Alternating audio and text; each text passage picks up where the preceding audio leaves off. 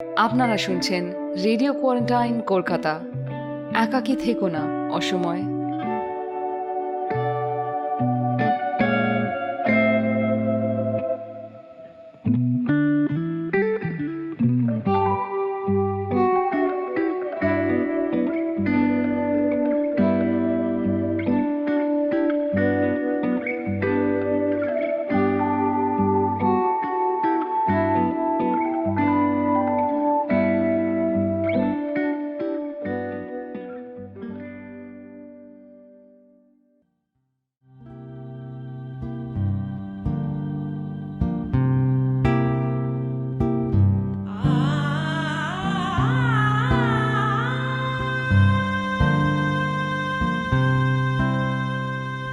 পরিবেশের সহজ পাঠ অনুষ্ঠানের ষষ্ঠ পর্বের শিরোনাম দুঃসময়ের ভাবনা চিন্তা।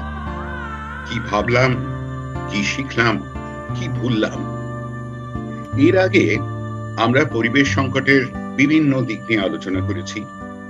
সংকটের পূর্বকথা আর ইতিহাস, সংকটের সঙ্গে অতিমারির যোগসূত্র, সংকট মোকাবিলার জন্য এক বিকল্প শিক্ষা ব্যবস্থার প্রয়োজনীয়তা, পরিবেশ দূষণ, বন্যপ্রাণ আর বন্য প্রাণী।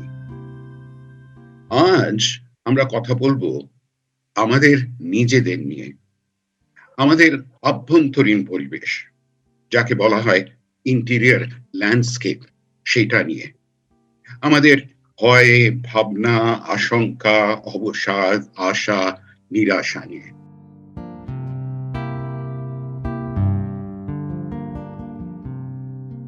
আমাদের সঙ্গে রয়েছেন কুণাল সেন। কুণালের প্রথম জীবনে পড়াশুনো কলকাতা বিশ্ববিদ্যালয়ে আর ইন্ডিয়ান স্ট্যাটিস্টিক্যাল ইনস্টিটিউটে। পরে তিনি ইলিনয় বিশ্ববিদ্যালয় থেকে আর্টিফিশিয়াল ইন্টেলিজেন্স নিয়ে পিএইচডি করেন। তার কাজ মূলত ডিজিটাল প্রযুক্তির বিভিন্ন দিক নিয়ে। গত 10 বছর ধরে তিনি শিল্প সৃষ্টিতে মন দিয়েছেন, ছবি, ভাস্কর্য, ইলেকট্রনিক আর্ট ইত্যাদি। তার পড়াশোনায়, চিন্তায় শিল্প, বিজ্ঞান আর দর্শনের মধ্যে ব্যবধানগুলো কিভাবে কমে আসছে সেদিকে তার নজর গেছে। আমাদের সঙ্গে আরো রয়েছেন সুমন মুখোপাধ্যায়। সুমন যাদবপুর বিশ্ববিদ্যালয়ের ছাত্র ছিলেন। তিনি নাট্য ও চলচ্চিত্র জগতে সুপরিচিত, বলা যায় বিখ্যাত নাম, লেখক, পরিচালক এবং অভিনেতা হিসেবে। তার কৃতিত্বের তালিকা সুদীর্ঘ। তার বিবরণ দেবার সময় আর কোথায় প্রয়োজনও এখানে নেই। কুণাল আর সুমনের ব্যক্তিগত পরিচয়ের উপরে আমার কাছে তাদের পরিচয় চিন্তাশীল, সৃজনশীল, প্রগতিশীল মানুষ হিসেবে। কুণাল, সুমন, তোমাদের দুজনকেই স্বাগত। আমি একটা উদ্ধৃতি দিয়ে শুরু করি। আমাদের খুব প্রিয় অভিনেত্রী ডেম জুডি ডেঞ্চ সবসময় কর্মব্যস্ত, 86 বছর বয়স এখন। তিনি এতদিন তার সাসেক্সের গ্রামে গৃহবন্দী ছিলেন। বহুদিন পরে হঠাৎ তিনি বেরিয়েছেন প্রতিষেধক টিকা নিতে। তো তার সঙ্গে গার্ডিয়ান পত্রিকায় একটা আলোচনার সাক্ষাৎকার পড়ছিলাম। তার সম্বন্ধে বলা হচ্ছে যে she gets up each morning determined to keep herself busy, মানে রোজ সকালবেলা ওঠেন যে আজ কাজকর্ম করব বলে। তারপরে she crawls back to bed with most of the things undone. রাত্রিবেলা শয্যাগ্রহণ করেন, এরকম একটা মনে হয় যে কিছুই করা হলো না। এবং after a while time starts to drag, মনে হয় যে সময় যেন কাটছেই না। তারপর তিনি বলছেন যে she feels that the secret, মানে গুপ্ত কথা হচ্ছে to keep busy, stay fresh, মানে ব্যস্ত থাকা, নিজেকে তরতাজা রাখা। বাট তিনি এটাও বলছেন যে that is easier said than done, যে বলা যতটা সহজ, ব্যস্ত থাকাটা, তরতাজা থাকাটা ততটা সহজ নয়।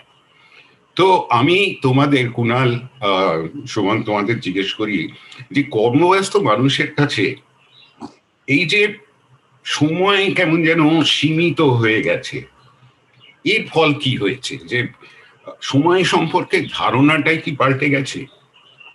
এটা কি মনে হয়েছে যে সময় কেমন যেন নিয়ন্ত্রিত, সাইক্লিক্যাল, চক্রাকারে ঘুরছে, একই জিনিসের একই ঘটনার ক্লান্তিকর পুনরাবৃত্তি হচ্ছে? তোমাদের নিজেদের কি মনে হয়? কুনাল, তুমি শুরু করবে? তুমি যেটা বলছো সেটা অনেকেরই সেই সেই ধরনের হয়। আমি অনেকের দেখেছি, এক একজনকে এক এক ভাবে ইয়ে করছে, এটা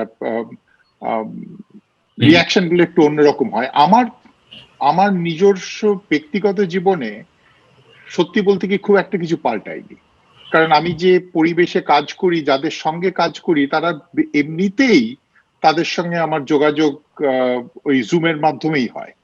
পৃথিবীর বিভিন্ন জায়গায় থাকেন, তাদের সঙ্গে আমি কাজ করি। সুতরাং আমার দৈনন্দিন জীবনে তফাৎ বলতে ওই অফিসে যেতাম, তার বদলে এখন বাড়ি থেকে করছি।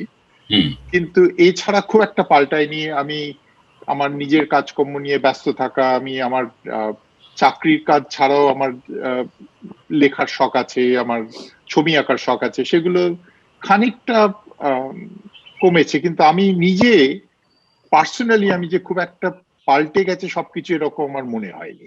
কিন্তু আমি অনেককেই দেখি যে তাদের জীবনে একটা বিরাট পরিবর্তন এসছে। কি ধরনের পরিবর্তন?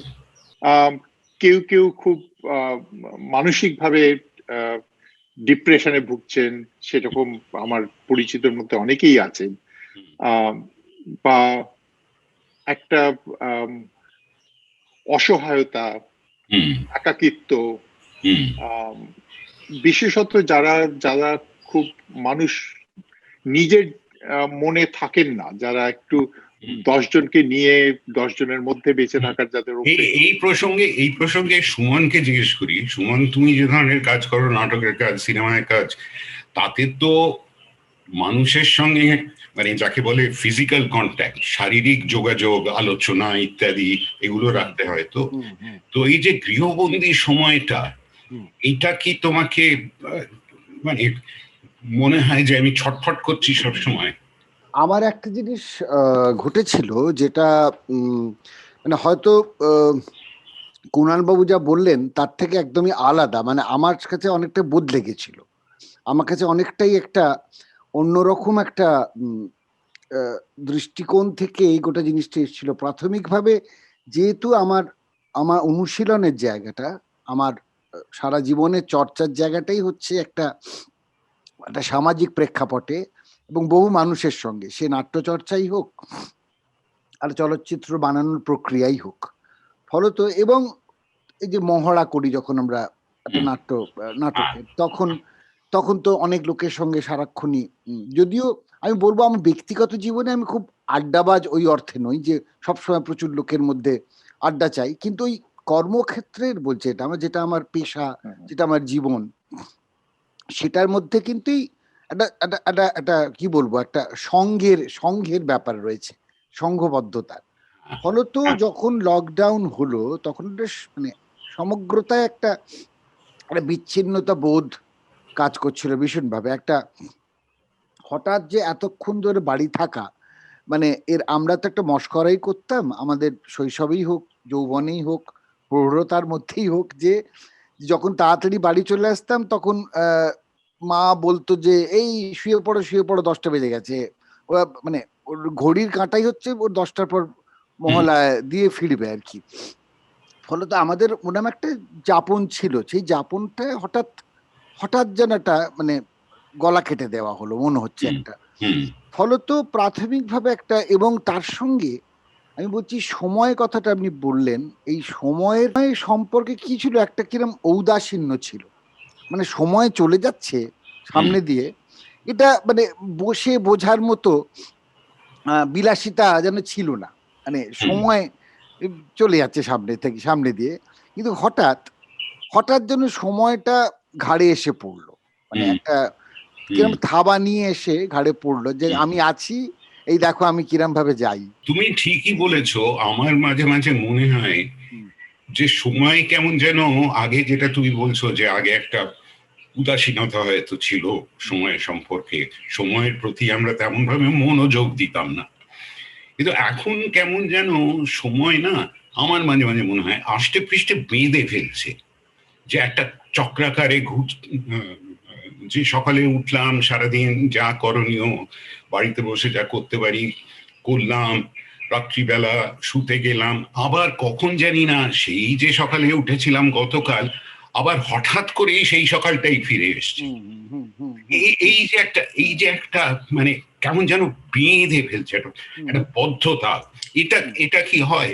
এইটাই ধৃতিমানদা, যে এই রেজিমেন্টটা, মানে আমি মনে করবো এটা এটা এই এই যে বোধটা, যেটা সময় যাচ্ছে, আমি একটা রেজিমেন্টের মধ্যে রয়েছি, রোজ সকালে উঠি, একটা সময় ব্রেকফাস্ট, লাঞ্চ, আমি বলছি এই রেজিস্টার গুলো আমাদের এত এলোমেলো ছিল যে কোনো একটা তো বিশেষ, মানে হয়তো একটা অনুশীলনের ক্ষেত্রে কতগুলো, আমি বলছি সময়, একটা একটা তালিকা ছিল, সময়ের তালিকা বা রুটিন যেটাকে বলি, রুটিনটা এত ডেফিনিট ভাবে কখনো জীবনে আসেনি, যাপনে, মানে আমরা যেমন জীবন চরিত যাপন এটাকে বলি, এতটা আসেনি। ফলে সময় সম্পর্কে যেন বোধটা, জ্ঞানটা হঠাৎ ভীষণ প্রকট হয়ে ওঠে। এর সঙ্গে কি মনে হয় কুণাল, একটু আগে তুমি যে ওই পরিচিতদের মধ্যে ডিপ্রেশনের কথাটা বলছিলে, এটা কি মনে হয়েছে যে এক ধরনের প্যারালিসিস, অবশ ভাব পেয়ে বসেছে?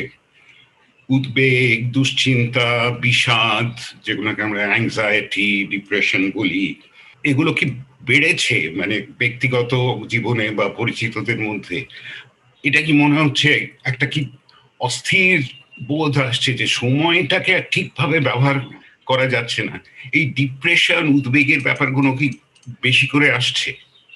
হ্যাঁ, মানে অন্তত যারা এটা নিয়ে বৈজ্ঞানিকভাবে এগুলোকে দেখেন, তারা তো সারাক্ষণই বলে যাচ্ছেন যে সারা পৃথিবীতেই এই ধরনের মানসিক চাপগুলো বাড়ছে।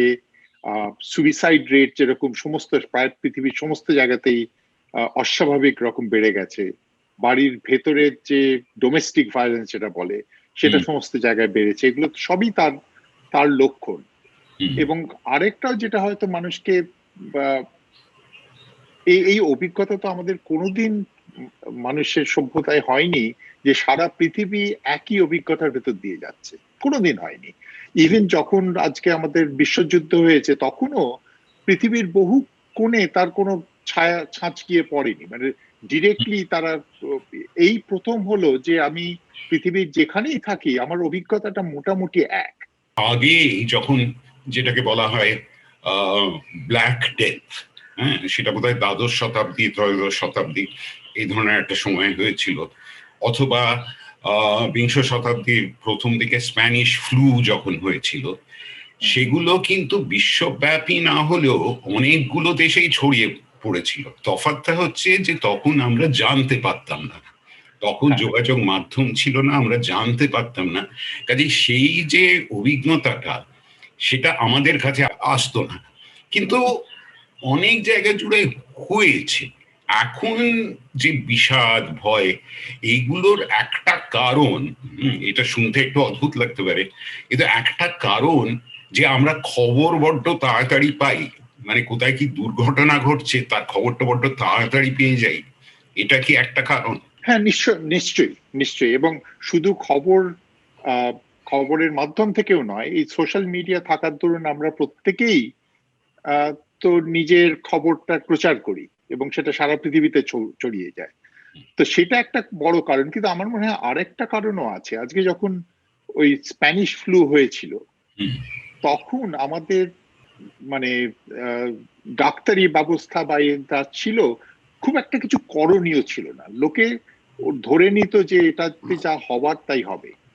এখন কিন্তু আমরা যে কোনো, মানে এটা নিয়ে এখন বহু রিসার্চ হয়, শুধু এই কোভিড এর জন্য নয়, যে মৃত্যু জিনিসটাই একটা অস্বাভাবিক জিনিস হয়ে দাঁড়িয়েছে। অর্থাৎ যে কোনো কারোর বাড়িতে কোনো যদি কেউ মারা যায়, প্রথম জিজ্ঞেস করলেই তারা বলবে যে কি কেন মারা গেল, না ওই ডাক্তার ঠিক সময় ওষুধটা দেয়নি, কিংবা নার্স এসে পৌঁছয়নি, কিংবা অ্যাম্বুলেন্সটা এলো না। অর্থাৎ সবকিছু ঠিক হলে মানুষটা মারা যেত না।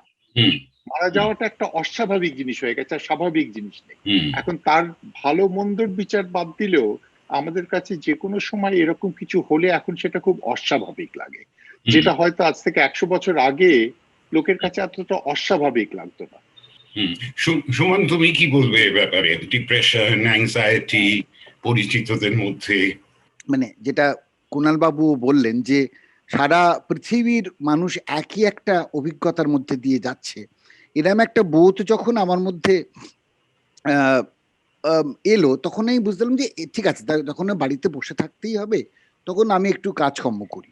একটু কাজকর্ম, যেটা আপনি জুডি ডেঞ্চের দিয়ে শুরু করলেন, ভূমিকা দিয়ে এই কাজ করি, তাহলে একটা কাজের একটা সারণী বানাই বলে। কিন্তু দেখলাম যে প্রথম 2 সপ্তাহ মানে একটু কাজে মন বসাতে পারছি না। মানে অদ্ভুত একটা বোধ, এই যে যেটাকে আমি বলছি, এটা ভঙ্গুর, মানে নিজের জীবন সম্পর্কে একটা এক ধরনের ফ্র্যাজিলিটি আমি বোধ করতে শুরু করলাম, যে চারিদিকটা একটু ফ্র্যাজাইল লাগতে শুরু করলো। হঠাৎ হঠাৎ বলে, আরে এই যে বললেন মৃত্যু সম্পর্কে যেটা বলছেন, যে স্বাভাবিক একটা আমাদের কোনো আর নেই, যে একটা প্রতিক্রিয়া নেই, সেইখান থেকে আমি বলবো যে হঠাৎ মানে মৃত্যু বোধটা একটা একটা একটা ভেতরে চালো, আরে যে কোনো সময় কিছু ঘটে যেতে পারে, এত মানুষ মরে যাচ্ছে, যাকে বলে একদম সামনে মৃত্যুর খবর, একটাই প্রথম একটা দেখা, সামনে থেকে একটা এরকম মৃত্যুর মিছিল চলেছে, আরম্ভ হয়ে গেছে চারিদিকে, যার কাছে মানুষ অসহায়। এই অসহায়তা বোধটা হঠাৎ এমন ভাবে ভেতরে জাগলো যে কোনো সৃষ্টিশীল কাজ ভাবলাম লিখতে শুরু করব বা বই পড়তে শুরু করব। হঠাৎ ঠিক করলাম চলচ্চিত্র দেখবো না, সারা বছরই চলচ্চিত্র দেখি, বই পড়ি, আবার বই পড়ার অভ্যেসে ফিরে যাই, লেখালেখির অভ্যেসে ফিরে যাই। কিছুতেই কোনো রকমের ভাবে, যাকে বলে কনসেন্ট্রেশন, সেটা পাচ্ছি না। এবং আমি তখন বন্ধু বান্ধবদের ফোন করতে শুরু করলাম, যে এটা কি আমার বিশেষ ব্যক্তিগত কোনো অসুবিধে, নাকি এটা একটা একটা কোনো জেনারেল একটা কন্ডিশন। তখন আমার অন্যান্য আর্টিস্ট বন্ধুরা, যারা কেউ লেখক, কেউ চলচ্চিত্রকার, কেউ নাট্যশিল্পী, কেউ চিত্রকর, তারা সবাই কিন্তু এইটা কোনোভাবে প্রতিধ্বনিত করলো বা বা এটাকে এগ্রি করলো যে হ্যাঁ সত্যি, কিন্তু কোনো সৃষ্টিশীল কাজ করতে মানে মানে এ মানে পাচ্ছি না। মানে সেই মানে কি বলবো, গোটা যাপনটাই পাল্টে গেছে, তারা একটা অন্য মুখ নিয়ে আমাদের সামনে এসেছে। ফলে এর সঙ্গে সৃষ্টির যে একটা যে রাসায়নিক সম্পর্ক, সৃষ্টির সঙ্গে সামাজিকতার, আমাদের প্রতিদিন যাপনের, এটা সৃষ্টির সঙ্গে ভীষণভাবে যুক্ত। মানে সৃষ্টি তো কোনোদিন একটা একটা বাবলের মধ্যে হয় না, একটা মানে তার সঙ্গে সামাজিকতা ভীষণভাবে যুক্ত, রাজনৈতিক সামাজিক অবস্থান নিজের, তার সঙ্গে একটা প্রতিনিয়ত একটা চলে, একটা একটা সংলাপ চলে এটার সঙ্গে। সেইটা যেন হঠাৎ পাল্টে গেছে, সেই সংলাপটা একটা একটা অন্যদিকে একটা বিপ, মানে এদিক ওদিকে যে একটা চিৎকার ছিল, একটা সংলাপ ছিল, রোজগার মেশামেশি ছিল, সেটা মানে বাড়িতে বসেও সেটা, বা যখন কেউ লিখছেন বা কেউ চলচ্চিত্রের স্ক্রিপ্ট লিখছেন বা উপন্যাস লিখছেন, সেটা কিন্তু ফিল করা যায়। সেইটা হঠাৎ মিসিং। এই যে এই নতুন অবস্থার সঙ্গে কি করে সৃষ্টিশীলতার মননের যে একটা সংলাপ তৈরি হবে, এইটা কিছুতেই সেই রসায়নটা খুঁজে পাচ্ছিলাম না প্রথম দিকটা। সেইটা একটা আমার সমস্যা হয়েছিল। এবং তার থেকে যেটা তথ্যগতভাবে দেখা যাচ্ছে, কুণাল বাবু বললেন যে সত্যি সবকিছুর হার বেড়ে গেছিল, ডিপ্রেশন থেকে শুরু করে আত্মহত্যার হার। আচ্ছা, এখানে আমি একটা ব্যক্তিগত প্রশ্ন জিজ্ঞেস করছি, কিন্তু সেটা সঙ্গত কারণেই জিজ্ঞেস করছি। সুমন, তোমার বাবা আমাদের অত্যন্ত শ্রদ্ধার অরুণ মুখোপাধ্যায়, যার এখন বেশ বয়স হয়েছে, বাবা 84। হ্যাঁ, তো এই জুডি ডেঞ্চ 86, অরুণদা 84। তো তিনি এই সময়টাকে, কারণ তিনি তো সৃষ্টিশীল মানুষ, সবসময় কাজের মধ্যে, এই চিন্তার মধ্যেই থাকেন। তো তোমার বাবা এই সময়টাকে কিভাবে দেখছেন একটু বলতে পারো? আমি আমি এটুকু বলতে পারি, এটা আমার ব্যাখ্যা। আমি যদিও যখন লকডাউন ছিল তখন আমি মুম্বাই শহরে, আর বাবা কলকাতায়, কিন্তু ফোনে যোগাযোগ ছিল। কিন্তু একটা জিনিস যেটা হয় ধৃতিমানদা বলে আমার মনে হয়, যে বাবার মানে পোস্ট 80, মানে 80 বছরের পরে যে যাপনে বাবা গেলেন, সেটা মূলত কিন্তু বাড়িতেই থাকা, কারণ তার বয়সের জন্য বাবা এমনিতেই বেরোনো কমাচ্ছেন, শারীরিক কারণে। মানে এখনো ফিট আছেন বাবা, কিন্তু কম বেরোন, ওই হয়তো একটা নাটক দেখতে গেলেন বা মাঝে মাঝে রিহার্সালে গেলেন, ফলে নিয়মিত যে কাজের যে আমাদের যে রুটিন, রোজ বেরোনো, রোজ কাজ করতে যাওয়া, রোজ একটা বিশেষ কাজ নিয়ে একটা প্রজেক্টের মধ্যে থাকা। বাবা সেই প্রজেক্ট বা ওরম ধরনের রুটিন কাজের থেকে বাবা অনেকটা সরিয়ে ফেলেছিলেন নিজেকে। বাড়িতেই বসে পড়ছেন, লিখছেন, নানা রকমের নাটক, নাট্য অনুবাদ করছেন, আবার নতুন করে বিভূতিভূষণ পড়ছেন। হ্যাঁ, এই যে বলছি, এই পড়া লেখা নিয়ে মোটামুটি ছিলেন। ফলত আমার মনে হয় না যে ওটা খুব ডিপলি এফেক্ট করেছে। বাবাকে আমি কোনোদিন জিজ্ঞেস করিনি, কিন্তু আমার মনে হয় না খুব ডিপলি এফেক্ট করেছে, বরঞ্চ ওই ভয়, মানে আমি বলছি এখনো, মানে একজন 84, ভয়টা যে না না কোথাও বেরোবো না, খুব সাবধানে থাকা। বাবাকে প্রায় অনেকদিন পরে আমি বার করতে পেরেছি বাড়ি থেকে। বাবা বেরোনো একদম বন্ধ করে দিয়েছিলেন। কিন্তু আমার মনে হয় না যে যে যে যারা প্রতিনিয়ত যাপনের মধ্যে, কাজের মধ্যে আছেন, যে বেরোতে হয়, কাজ করতে হয়, সেইটার থেকে বোধহয় একটু আলাদা তার যে কাজের যে এটা ছিল, ধরনটা ছিল, যে ধরনটা কিন্তু খুব একটা বদলায়নি। কারণ মা বাবা দুজনেই তারা কিন্তু মানে ওই বাইরে বেরোনোর যে জীবন, সেটা থেকে অনেকটাই সরে এসেছিলেন। সেটাও ওই হয়তো একটু হাঁটতে গেলেন, হ্যাঁ, বাবা বাবা এখনো বাজার যান মাঝে মাঝে, হ্যাঁ, একটু থিয়েটার দেখতে গেলেন। সেইটা বন্ধ ছিল, কিন্তু সেটা মনে হয় খুব আমাদের যেমন হঠাৎ একটা মানে মানে যাকে বলে period stop, cut out from the entire life, সেইটা বাবার ক্ষেত্রে ঘটেনি বলে আমার মনে হয়। কুনাল, তুমি একটা কিছু বলতে যাচ্ছিলে, আমি বাধা দিয়েছিলাম। না, আমি যেটা বলছিলাম সুমনকে, যে এটা আমার কাছে খুব অদ্ভুত লাগে যে এই পৃথিবীতে যতগুলো সৃষ্টিশীল কাজের এক একটা খুব ব্যস্ত সময় দেখা যায়, সেগুলো সবগুলোই একটা কোনো সামাজিক বা ঐতিহাসিক কোনো বড় ঝঞ্ঝা ঝামেলার মধ্যেই তৈরি হয়। মানে আজকে আমরা ফিরে গেলে দেখতে পাই দুটো বিশ্বযুদ্ধের সময় যত লেখালেখি হয়েছে, হয়েছে, যদি সেটা হয়ে থাকে তাহলে এইটার কি তফাৎ? কেন কোভিড এর সময় আরো বেশি ক্রিয়েটিভিটি বেশি হলো না? তুমি যে যুদ্ধ ইত্যাদির কথা বলছো, সেখানে যে একটা কার্যকারণ সম্পর্ক ছিল, একটা ঘটনা, দুর্যোগ, এর মধ্যে যে সম্পর্ক ছিল, সেটা এখন কিরম যেন আলগা হয়ে গেছে। কারণ এই মানে এখন এই সংক্রমণে যে মৃত্যুগুলো হচ্ছে, সেগুলো আমাদের মনে হচ্ছে ভীষণ র্যান্ডম, আকস্মিক। মানে অনেকে তারা খুব সাবধানতা অবলম্বন করে থাকেন, কিন্তু তাও তারা আক্রান্ত হচ্ছেন। কিন্তু অনেক লোক, খেটে খাওয়া মানুষ, তারা কাজকর্ম তাদের করতেই হচ্ছে, কিন্তু তারা নিরাপদ থাকছেন। এই যে আকস্মিকতা, এটা কি আমাদের ভয়কে আরো বাড়িয়েছে? এটা কি একটা কারণ? জানি না। মানে আজকে যখন জার্মানিতে, বিলেতে দ্বিতীয় বিশ্বযুদ্ধে সব জায়গায় বোমা পড়ছে, সেখানে মারা যাওয়াটাও তো কমপ্লিটলি আকস্মিক। আমি মারা যাব, আমার পাশের বাড়ির লোক মারা যাবে না, কে যে মারা যাবে তার কোনো কোনো অঙ্ক নেই। কিন্তু তার ভেতর হয়তো একটা হতে পারে যে সেই সময় তা সত্ত্বেও মানুষের মানুষের যোগাযোগটা ছিল।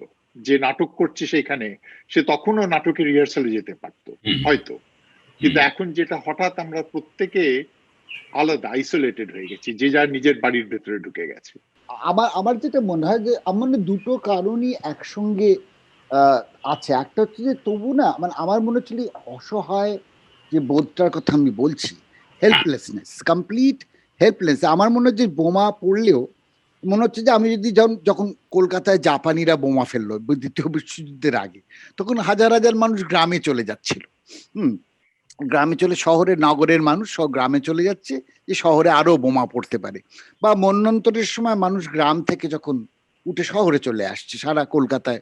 আমি বলছি যে এই যে বিশেষ মোমেন্ট অফ হিস্ট্রি, যেখানে সবসময় একটা হয়তো কি বলবো, একটা একটা স্পেসের জার্নি হচ্ছে, একটা কোথাও লোকে চলে যাচ্ছে। আমার একটা আশা আছে আমি যদি এই শহর থেকে ওই শহরে চলে যাই, তাহলে হয়তো আমি বেঁচে যেতে পারবো এই বোমা গুলি থেকে। ফলে একটা যে central truth of this entire pandemic, যে আমি আর কোনো কোথাও আমার যাবার জায়গা নেই। কলকাতা থেকে লন্ডন চলে গেলে, বা চিকিৎসার জন্য লোকে যেমন কলকাতা থেকে লন্ডন যায়, কেউ আমেরিকা থেকে, মানে আমি বলছি কেউ আমেরিকায় ভালো চিকিৎসা করতে চলে গেল, কলকাতা থেকে কেউ বম্বে গেল কোনো ভালো ক্যান্সার হসপিটালে। আমি বলছি এই যে সারাক্ষণই যে ট্রান্সপোজিশন অফ আর হোপ, এইটা আর ঘটছে না। We are stuck, we are anchored in one place, we know there is no way out.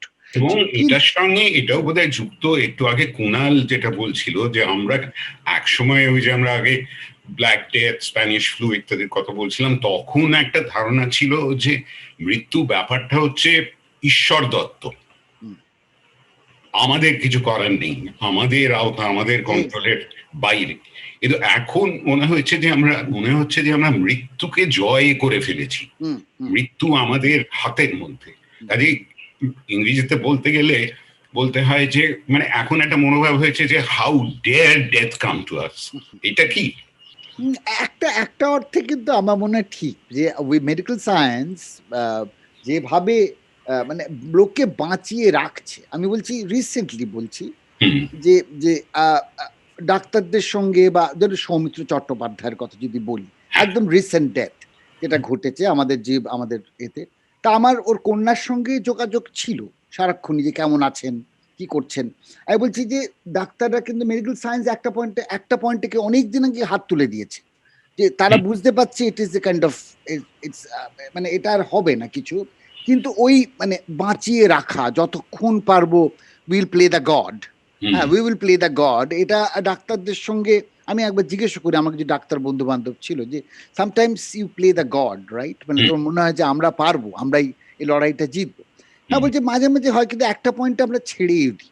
ফলত আমার মনে হয় যে সেই দিকটা ডেফিনেটলি আছে, যে মনে হচ্ছিল medical science completely as and the medical সিস্টেমের ফ্রেজিলিটিটা কমপ্লিটলি ভেগ একটা মানে অবশ্যই সেটা তো পরিষ্কার হলো, এই প্রকট হলো আমাদের এই প্যান্ডেমিক হবার ফলে, যে কতটা একটা ভুল যায় বিশ্বাসের উপর দাঁড়িয়ে আছি আমরা মেডিকেল সিস্টেম নিয়ে, মেডিকেল সায়েন্স নিয়ে। কিন্তু আমি বলছি ধৃতিমানদা, আমার 2 সপ্তাহ পরে আস্তে আস্তে যে মন বসাতে কিন্তু পারলাম, এবার কারণ আমি নতুন এই অবস্থাটার সঙ্গে একটা একটা একটা একটা কি বলবো ব্যবস্থা করে নিতে পারলাম। আমি সেই প্রসঙ্গে আসতে চাই সুমন, তার আগে এই এই প্রসঙ্গটার সম্বন্ধে তোমার কিছু বলার আছে কুনাল, আমরা যেটা নিয়ে কথা বলছিলাম। একা থাকার জন্য যে সমস্ত চিন্তা ভাবনাগুলো অন্য সময় আমাদের মাথায় আসে না, সেটারও একটা দিক আছে। যেরকম আমি আমার নিজের অভিজ্ঞতা থেকে যেটা বলতে পারি, আমি বরাবরই মানে আমি যতদিন আমার মনে পড়ে, আমার মাছ মাংস খাওয়া নিয়ে একটা নিজের ওপর একটা দোটানা ছিল। কারণ আমি কোনোভাবেই ওটাকে জাস্টিফাই করতে পারতাম না যে আমি মানে এনভায়রনমেন্টাল কারণে তো বটেই, কারণ যে কোনো একটা 1 কেজি মাংসের জন্য যতটা সবজি নষ্ট হয়, যতটা জল নষ্ট হয়, অনেক বেশি। সুতরাং এনভায়রনমেন্টের কথা ভাবলে হয়তো আমাদের কারোরই মাছ মাংস খাওয়া উচিত না, বা কম খাওয়া উচিত। আমি আরেকটা মরাল কারণে আমি কোনোদিন নিজে একটা পাঁঠাকে, ছাগলকে মারতে পারবো না, অথচ আমি অন্য কেউ মেরে দিলে সেটা আমার সুবিধা হয়, তখন আমার খেতে হয়। এই দোটানা আমার সারা জীবন ছিল। কিন্তু এই কোভিড এর সময় হঠাৎ আমি রিসেন্টলি লাস্ট 5-6 বছর যে বিষয়টা নিয়ে অনেক বেশি পড়াশোনা করেছি, অন্য জিনিসের থেকে বেশি, সেটা হচ্ছে কনসিয়াসনেস।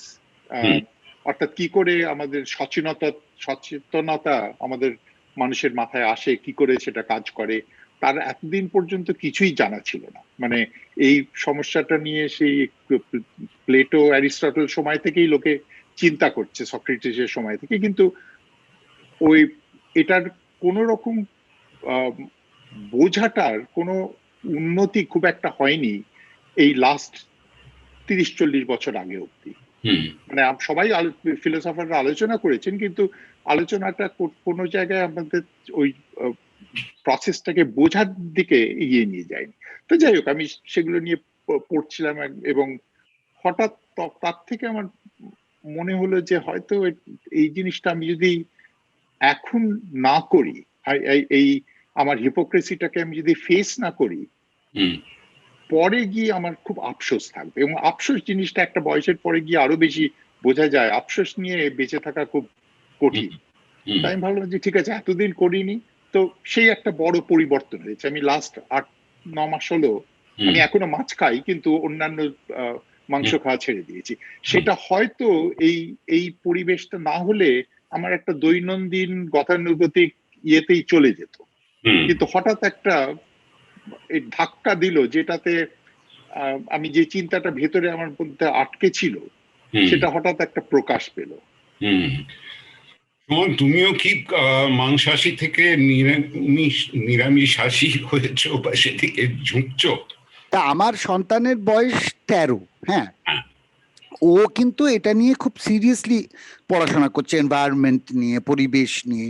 এবং ও যেটা বারবার বলছে আমি একটা রোল প্লে করতে পারি, কি আমি মাংস খাওয়া ছেড়ে দিলাম।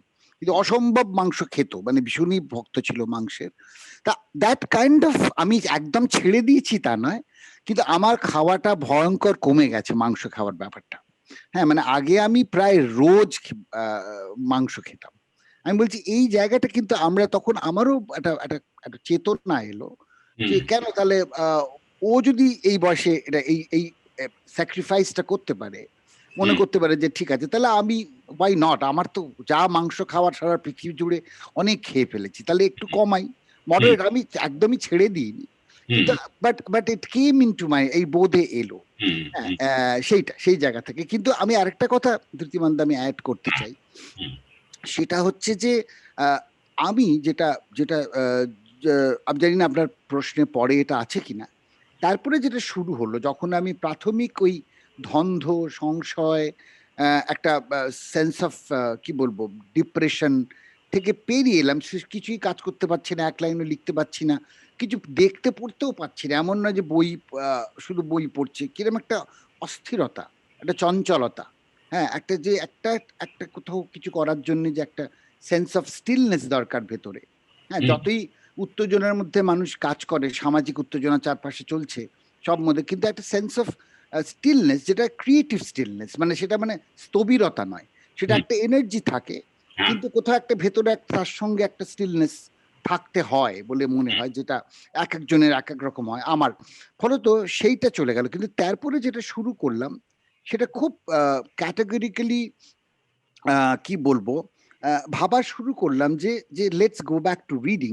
আর রিডিং মানে কোনো র্যান্ডম রিডিং নয়, let's find out the way. ধর একদম সেই যুবক বয়সে যেভাবে পড়াশোনা, এই সামারে আমি চার্লস ডিকেন্স শেষ করব, হ্যাঁ, হুম, ওই উইন্টারে আমি দস্তয়েভস্কি শেষ করব, হ্যাঁ, ওই মনসুনে আমি সতীনাথ ভাদুড়ী শেষ করব, আমি বলছি। হ্যাঁ, হুম, আমি বলছি এই ধরনের যে একটা ছিল না রুটিন, তা হুম, এরকম একটা রুটিনে হঠাৎ ফিরে গেলাম, যে হুম, খুঁজে বার করি মানব ইতিহাসের কোন আহ, সাহিত্যের ক্ষেত্রে হুম, কোন উপন্যাসগুলি বা কোন কাজগুলি, যাকে বলে একটা একটা একটা সামগ্রিক, যেটাকে বলে প্যারাডাইম শিফট করেছে হুম, সাহিত্যের ব্যাপারে। হুম, এইরাম লেখাগুলো কি কি মানব ইতিহাসে, হুম, এরাম হয়তো অনেক লেখাই আছে, কিন্তু তবু মানে আমি বলছি সব পণ্ডিতদের লেখা পড়ে, যেমন যখন ইয়ান কট হুম, শেক্সপিয়ার আওয়ার কন্টেম্পোরারি বইটাতে লেখেন, লিয়ার সম্পর্কে লেখেন, যে মানব ইতিহাসে কতগুলো কাজকে মনে করা যায় যে এটা হচ্ছে মানব সভ্যতার, মানব মননের সবচেয়ে শীর্ষ, বা কি বলা যেতে পারে, অ্যাচিভমেন্ট। হুম, হ্যাঁ, এটা মানুষ তৈরি করতে পেরেছে, এরম জিনিস মানুষ করতে পেরেছে, তার মধ্যে উনি তালিকা করেছিলেন। তার মধ্যে উনি রেখেছিলেন বেথোভেনের ফিফথ অ্যান্ড নাইন্থ সিম্ফনি, উনি রেখেছিলেন আহ দান্তেস ডিভাইন কমেডি।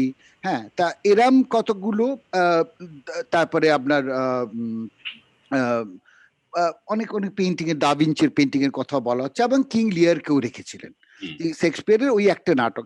তো এই মানব সভ্যতার যে কতগুলো শীর্ষ হুম, অ্যাচিভমেন্ট, তা হুম, সেইরকম আমি একটা একটা তালিকা তৈরি করার চেষ্টা করছিলাম, যে সাহিত্যর ইতিহাসে এই নভেলস গুলো কি কি, বা এরম কোনো গল্প বা উপন্যাস যেটা প্রায় প্যারাডাইম শিফট করেছে। যে আপনি বলবেন যে হয়তো দেখবেন যে পণ্ডিতদের এই তালিকার মধ্যে অনেক বাংলা সাহিত্য পড়বে না, কারণ তারা জানিই না যে এরম বাংলা, মানে বিভূতিভূষণ ইছামতি বলে কোনো উপন্যাস লিখেছেন, বা সতীনাথ ভাদুড়ী ঢোড়াই চড়িত মানুষ বলে কোনো উপন্যাস লিখেছেন, বা মানিক বন্দ্যোপাধ্যায় পদ্মা নদীর মাঝি বলে কোনো উপন্যাস লিখেছেন। হ্যাঁ, হুম, ফলে তারা হয়তো একটা ইউরোপিয়ান বা অ্যাটলিস্ট হয়তো লাতিন আমেরিকান লিটারেচার আসতে পারে, কিন্তু হুম, তা সত্ত্বেও বলছি এই তালিকা বানিয়ে এইটা আমি পড়তে শুরু করলাম। হুম, এইটা পড়তে শুরু করলাম, যেটা আমার মনে হয় যে I got back to a different kind of hmm, realization. আমার একটা হুম, একদম সম্পূর্ণ নতুন একটা রসায়ন তৈরি হলো হুম। জীবনের সঙ্গে। না, আমি বলছিলাম যে এই সুমন এক্ষুনি যে কথা বললো, তার থেকে দু তিনটে খুব ইন্টারেস্টিং প্রসঙ্গ আমার মনে হচ্ছে উঠে আসছে। হুম, এক এক করে আসি। সুমন বলছিল পরিকল্পিত পড়াশোনার কথা, মানে একটা প্ল্যান নিয়ে পড়াশোনার কথা।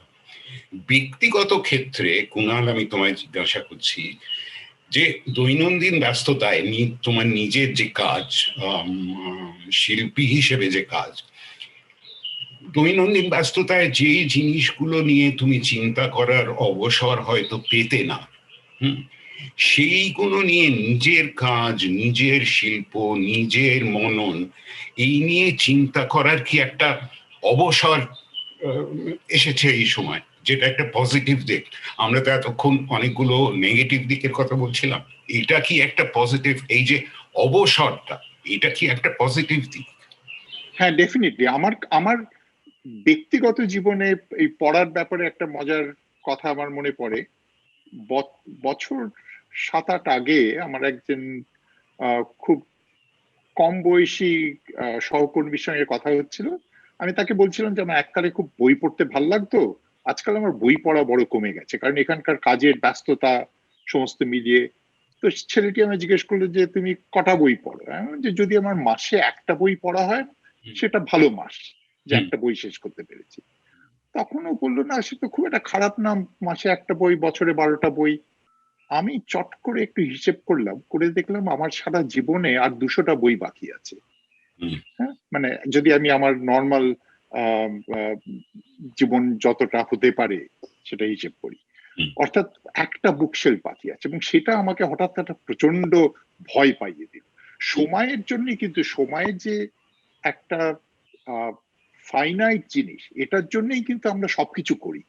সময় যদি আমার মানে অশেষ সম্পদ, মানে ভান্ডার থাকতো, তাহলে আমি কিছুই, আমরা কোনো কাজই করতাম না, সবই কালকের জন্য ফেলে রাখতাম। তো আমার হঠাৎ সেই তাড়াটা পড়লো, তারপর থেকে এখন অব্দি চালিয়ে যেতে পারছি যে আমি মোটামুটি সপ্তাহে একটা বই পড়ি, অর্থাৎ 12টার বদলে এখন প্রায় বছরে আমার 50টা বই পড়া হয়।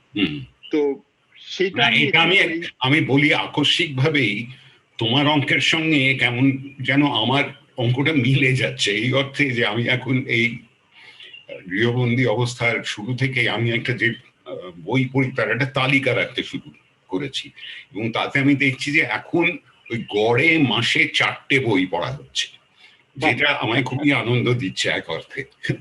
যাই হোক, বলো। হ্যাঁ, তো আমার এই সময়ের জন্য আমার বই পড়ার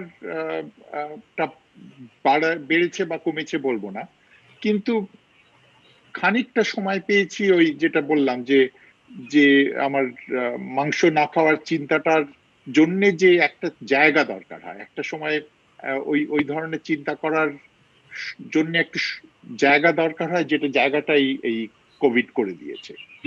বাড়িতে বন্দি থাকাটা সেই জায়গাটা করে দিয়েছে, যেখানে আমি আরেকটু কিছু চিন্তা করতে পারি, যেটা হয়তো আমি অন্য সময় সাধারণভাবে করতাম না। আচ্ছা, একটা তোমাদের কথার বিভিন্ন সূত্র ধরেই একটু বৃহত্তর ক্ষেত্রে আসি।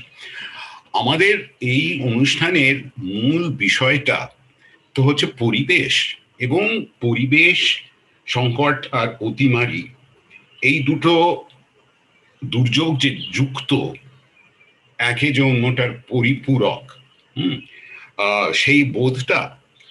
সুমন, তুমি বলছিলে তোমার ছেলের কথা, সে নিজের পরিবেশগত দায়িত্ববোধ থেকে সে একটা কাজ করছে, একটা পদক্ষেপ নিয়েছে যে সে মাংস খাওয়া বর্জন করছে।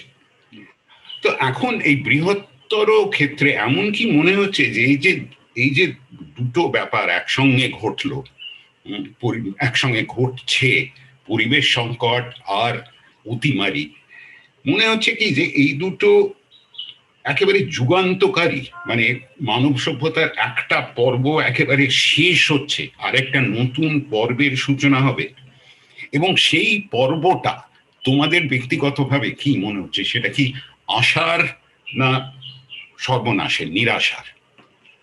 আমি জানি না এই প্রশ্নটার কোনো, মানে এটা বড্ড বেশি দার্শনিকতা হয়ে যাচ্ছে কিনা।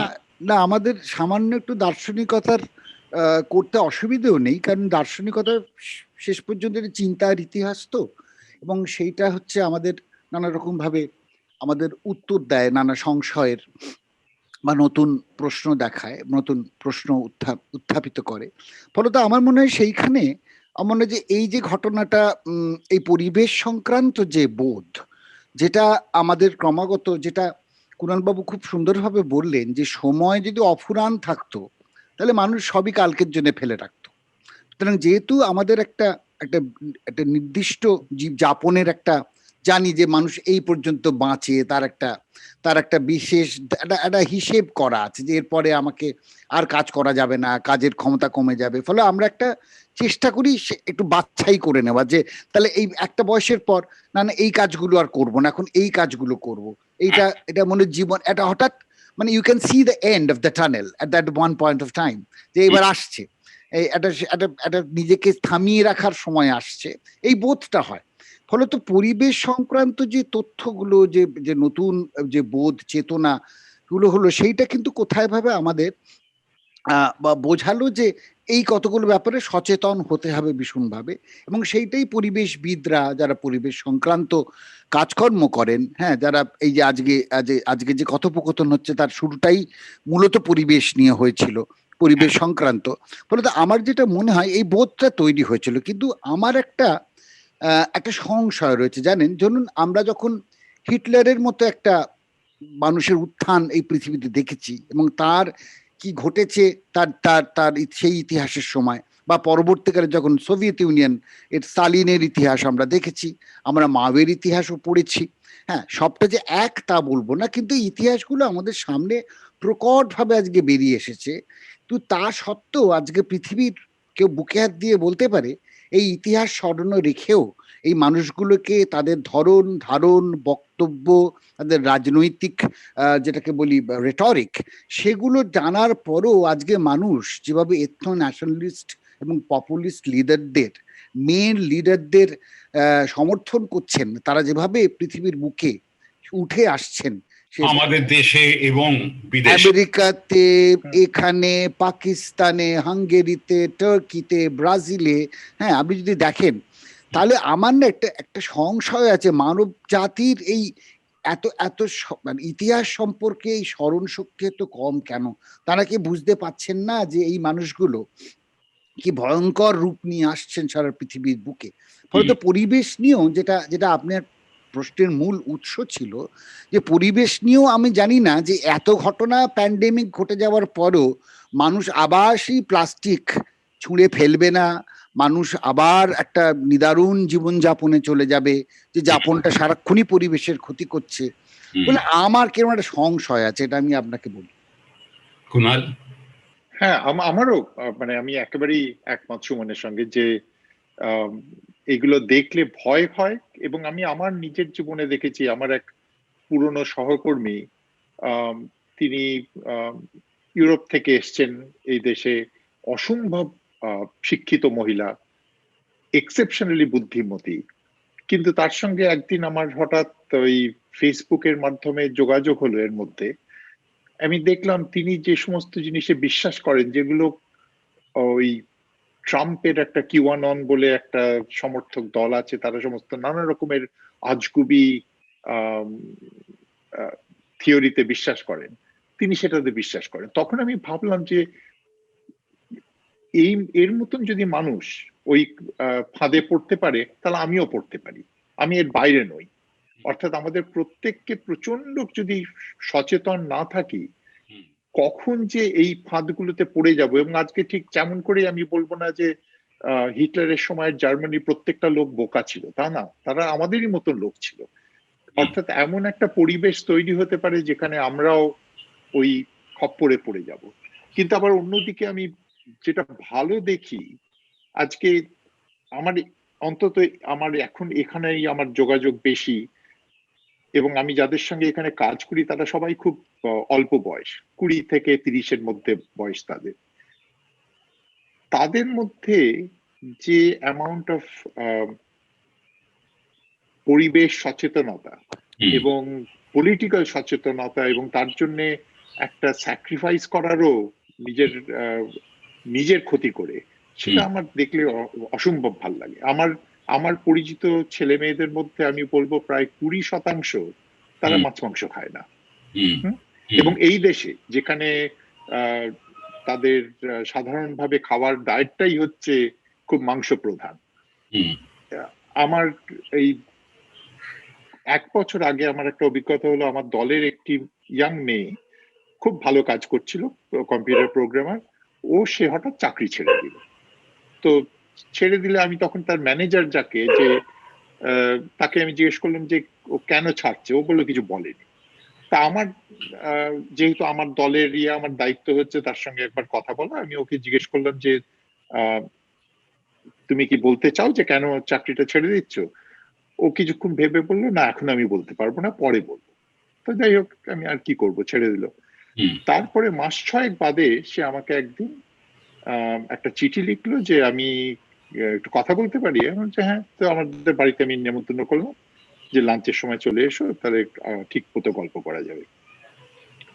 তো মেয়েটি বলল যে তার ঠিক ও যখন ডিসিশন নিয়েছে তার 1 সপ্তাহ আগে আমাদের কোম্পানির সিইও অ্যানাউন্স করে যে আমাদের একটা সিস্টার, আমাদের একই মালিকানার অধীনে আরেকটা কোম্পানি আছে ইসরায়েলে, তারা একটা খুব বড় কন্ট্রাক্ট পেয়েছে। এবং সেই কন্ট্রাক্টটা তিনি খুব গর্বের সঙ্গে করলেন যে ইসরায়েলি মিলিটারির একটা কন্ট্রাক্ট পেয়েছে তারা। এরা এডুকেশনাল কোম্পানি, যুদ্ধ টুদ্ধ কিছু করে না, কিন্তু এই ইসরায়েলি। এবং এই মেয়েটির মনে হলো যে যদি যে কোম্পানি ইসরায়েলের মিলিটারি থেকে টাকা নেয়, আমি সেই কোম্পানিতে কাজ করব না। এই ধরনের একটা আদর্শবাদ, আমি ভালো খারাপ কিছু বলছি না, ঠিক করেছে ভুল করেছে সেটা আমি বলছি না, কিন্তু এটা যে করতে পেরেছে এইটা কিন্তু আমি অন্তত এই দেশে শেষ 20-30 বছরে দেখিনি। সুতরাং একটা কিছু পাল্টাচ্ছে যেটা যেমন এই ট্রাম্পের আর অমুক এই সমস্ত ভারতবর্ষ আমরা যে খারাপ দিকটা দেখছি, তার একটা রিয়াকশনও হচ্ছে, যেটা খুব আশাপ্রদ। আরেকটা প্রসঙ্গে আসি, সেটা হচ্ছে প্রযুক্তি। আমরা এই যে পরিবেশ সচেতনতা ইত্যাদির কথা বলছিলাম, এটাতে অনেক সময় একটা নস্টালজিয়ার ভাব আসে। হ্যাঁ, তো সেই প্রসঙ্গে কুনাল, আমার মনে পড়ছে তোমার বাবার কথা, শ্রদ্ধেয় মৃণাল সেনের কথা। মৃণালদা যদিও কোনোদিনই জ্ঞান দিতেন না, উনি আড্ডার ছলে কতগুলো কথা বলতেন যেগুলো আমি চিরকাল মনে রেখেছি। যেমন একটা কথা মৃণালদা বলতেন যে কখনো নস্টালজিয়াকে প্রশ্রয় দেবে না, কখনো মনে করবে না যে ও আমাদের সময়টা স্বর্ণযুগ ছিল, এখন সব উচ্ছন্নে যাচ্ছে। কারণ সহজ কথা হচ্ছে, আমাদের যুগটা যদি স্বর্ণযুগ সত্যি হয়ে থাকে তাহলে এখন এই হাল কেন? এই হালের জন্য তো আমরাই দায়ী। তাহলে তো কাজেই নস্টালজিয়াকে প্রশ্ন দেবে। আমি যেটা বলতে চাইছি সেটা হচ্ছে যে এখন একটাই তোমার সচেতনতার নামে একটা কি অ্যান্টি সায়েন্স, অ্যান্টি টেকনোলজি, এই ধরনের একটা ভাব কি দেখা যাচ্ছে? সেদিন আমরা যখন কথা বলছিলাম তখন কুনাল কথা ছেলে তুমি এইরকম একটা আভাস দিয়েছিলে যে সেরকম একটা বিপদ আছে। হ্যাঁ, সেটা আমি অবশ্যই আমি মনে করি। এবং সেটা খুব মজা হচ্ছে, একই লোক যারা ধরুন এই উষ্ণায়ন নিয়ে, গ্লোবাল ওয়ার্মিং নিয়ে চিন্তিত, এবং এরকম তো কিছু খুব স্বল্প সংখ্যক বৈজ্ঞানিক আছেন যারা বিশ্বাস করেন না। তারা মনে করেন না যে এই গ্লোবাল ওয়ার্মিং এর জন্য, উষ্ণায়নের জন্য মানুষ দায়ী। এখন তখন এই দলটা কিন্তু তারা বলবে যে দেখো, বেশিরভাগ বৈজ্ঞানিকরা যেদিকে যাচ্ছে আমি সেটাই বিশ্বাস করি। এবার সেই একই হিসেবে এই একই দল যারা উষ্ণায়নের ব্যাপারে খুব বিচলিত, তারা আবার খুব জেনেটিক ইঞ্জিনিয়ারিং এর খুব বিরোধী। তারা যে কোনো রকম জেনেটিক্যালি মডিফাইড খাবার, যেগুলো জিএমও বলে, তারা বিরোধী। সেখানে যদি আমি বলি যে বেশিরভাগ বৈজ্ঞানিকরা বলছে ওটা সেফ, 1-2 জন বলে ওটা ভুল, তখন সেটা কনভিনিয়েন্টলি তারা উল্টো দিকে যায়। তার কারণটা কি?